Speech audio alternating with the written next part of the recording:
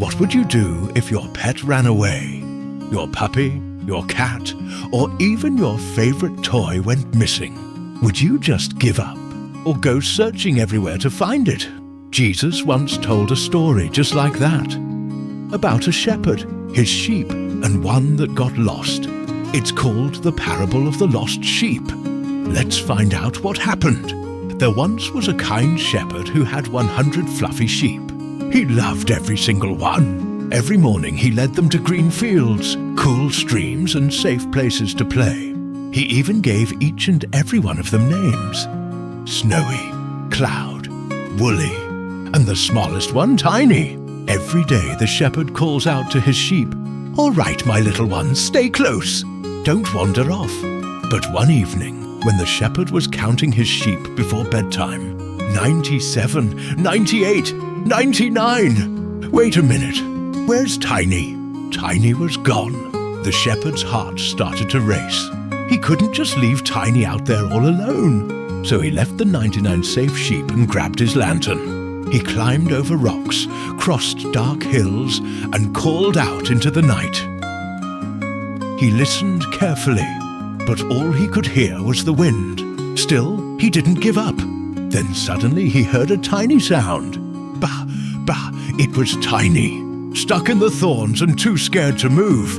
"There you are, my little one. I've got you." He gently freed Tiny, lifted him up, and carried him on his shoulders. Safe at last. The shepherd was so happy. He ran home with Tiny on his shoulders, smiling the whole way. When he got home, he shouted, "Everyone, come celebrate with me. I found my lost sheep." His friends cheered and danced. They were all so glad Tiny was safe and sound again. Then Jesus said, "God is just like that shepherd. He loves everyone so much that if even one person gets lost, he'll go looking for them until they're found." So remember, if you ever feel far away or alone, God is always searching for you, because to Him you are precious and loved. That was the story of the lost sheep, a story about love never giving up, and a shepherd who cared for every single one of his sheep, just like God cares for you. Have you ever made a mistake so big you thought you could never be forgiven? Well, one day, Jesus told a story about a son who did just that. But what happened next changed how people saw God's love forever. One day, Jesus was surrounded by two kinds of people. There were the tax collectors and sinners, people whom everyone despised. And there were the religious teachers, called Pharisees, who were upset that Jesus welcomed those sinners. They whispered among themselves, "Look at him. He eats with those people." Jesus heard their complaints. So, to show them what God's love is really like, He told them this story, the story of the prodigal son. "A man had 2 sons," Jesus began. One day, the younger son came to his father and said, "Father, give me my share of the inheritance now." His older brother gasped, "Have you no shame?" But the father agreed. He divided his wealth between his 2 sons.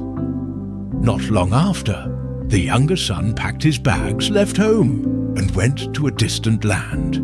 There, he spent all his money on parties and wild living, until one day, everything was gone. A terrible famine struck. The young man grew hungry, desperate. He found work feeding pigs, but he was so hungry, he wished he could eat the pigs' food. That's when he realized, even my father's servants have food to spare, and here I am starving. I'll go back to my father and say, "Father, I've sinned against heaven and against you. I'm no longer worthy to be called your son. Make me like one of your hired servants." And so, with a broken heart, he started his long journey home. While he was still far away, his father saw him coming. He ran to his son, arms wide open. He hugged him tightly and kissed him. The son began his speech, "Father, I've sinned. I'm not worthy to be your son." But the father interrupted, shouting with joy, "Quick! Bring the best robe. Put a ring on his hand and sandals on his feet. Let's have a feast and celebrate. For my son was dead and is alive again. He was lost and is found." And the whole house was filled with music and dancing. But the older brother was angry. "I've served you all these years and never disobeyed. Yet you never gave me a party." The father looked at him with love and said, "My son, you are always with me, and everything I have is yours. But we had to celebrate, because your brother was lost and now is found." When Jesus finished, the crowd grew quiet. Some began to smile. Others wiped their tears. They understood now. God's love isn't about who deserves it. It's about grace. No matter how far we've gone, God's arms are always open, because in His eyes, no one is too lost to be found. Have you ever seen someone who needed help, but nobody stopped to care? What would you do?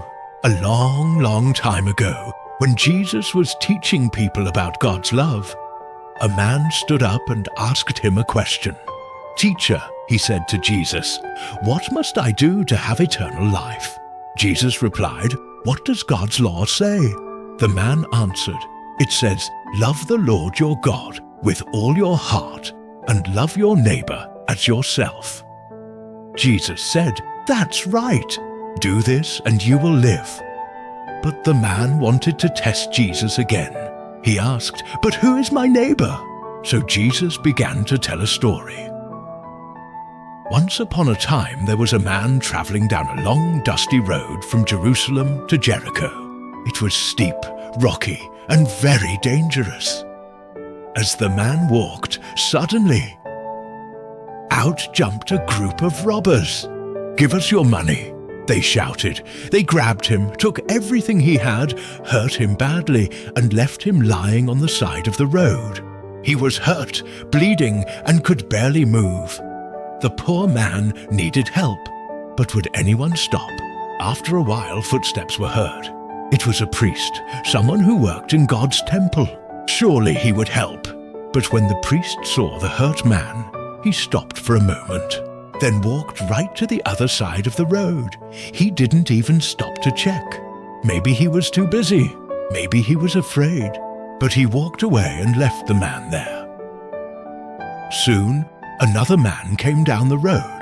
He was a Levite, another helper from the temple. He looked at the man lying there, and then he also crossed the road and hurried away. Two men who loved God's house, but they didn't show God's love to someone in need. Then came another traveler. He was from a place called Samaria, so people called him a Samaritan. Now, the people from Jerusalem and Samaria didn't like each other very much. They usually didn't even talk.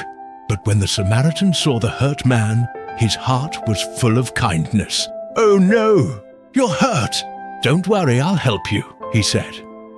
He carefully wrapped the man's wounds with cloth, poured oil and wine to clean them, and gently lifted him onto his donkey. He walked beside the donkey, step by step, until they reached a small inn, a place to rest. At the inn, the Samaritan cared for the man all night. The next morning, he gave money to the innkeeper. "Please, take care of him," the Samaritan said. "If it costs more, I'll pay you when I come back." "Thank you, kind traveler," said the innkeeper. Then the Samaritan went on his way, leaving behind a heart full of love and a man full of hope. When Jesus finished the story, he looked at the teacher and asked, "Now, which of these three was a good neighbor to the man who was hurt?" The teacher thought for a moment and said, "The one who helped him, the Samaritan." Jesus smiled and said, "That's right. Go and do the same." Jesus wanted everyone, even us today, to understand something very special. Being a neighbor isn't just about living next door. It's about showing kindness and love to anyone who needs it. Maybe someone in your school is feeling sad or alone. Maybe someone dropped their books or doesn't have anyone to play with. You can be a good Samaritan too by stopping, caring, and helping, because every time we show kindness, we show God's love in our hearts. So kids, remember, love God with all your heart and love your neighbor as yourself, because no matter where they're from or who they are, everyone is your neighbor. Thanks for listening, and tell someone today you are loved.